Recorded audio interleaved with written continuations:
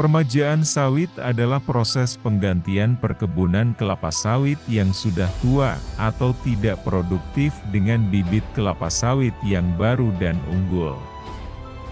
Berikut ini adalah beberapa fakta mengenai permajaan sawit. Pertama, tujuan permajaan sawit. Permajaan sawit dilakukan untuk meningkatkan produktivitas dan efisiensi perkebunan kelapa sawit. Bibit kelapa sawit yang baru ditanam diharapkan memiliki sifat unggul, seperti pertumbuhan yang lebih cepat, resistensi terhadap penyakit, dan produksi buah yang lebih tinggi. Kedua, proses permajaan. Proses permajaan sawit dimulai dengan pembersihan dan penebangan tanaman kelapa sawit yang sudah tua atau tidak produktif. Selanjutnya, lahan perkebunan dipersiapkan dengan membersihkan gulma dan memperbaiki drainase. Bibit kelapa sawit yang unggul kemudian ditanam dengan jarak tanam yang sesuai. Ketiga, pemilihan bibit unggul. Pada permajaan sawit, pemilihan bibit kelapa sawit yang unggul sangat penting. Bibit yang dipilih biasanya memiliki karakteristik seperti ketahanan terhadap penyakit dan hama, produksi buah yang tinggi, pertumbuhan yang cepat, dan adaptasi yang baik terhadap kondisi lingkungan perkebunan. Keempat, dampak lingkungan. Permajaan sawit dapat memiliki dampak positif terhadap lingkungan.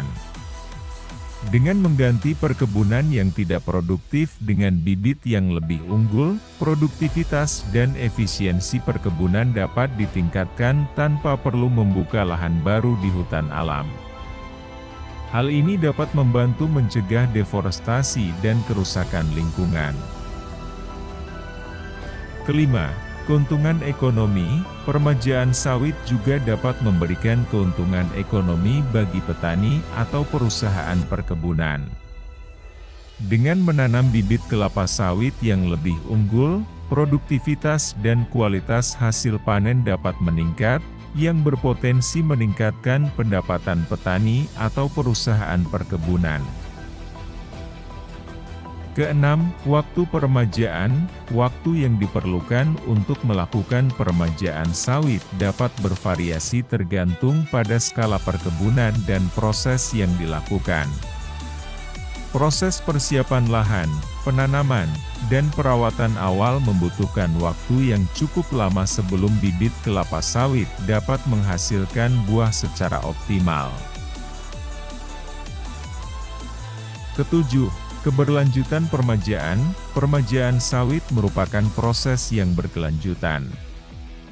Setelah penanaman bibit kelapa sawit baru, perawatan dan pemeliharaan perkebunan harus terus dilakukan, termasuk pemangkasan, pemupukan, pengendalian hama dan penyakit, serta pengelolaan air dan tanah.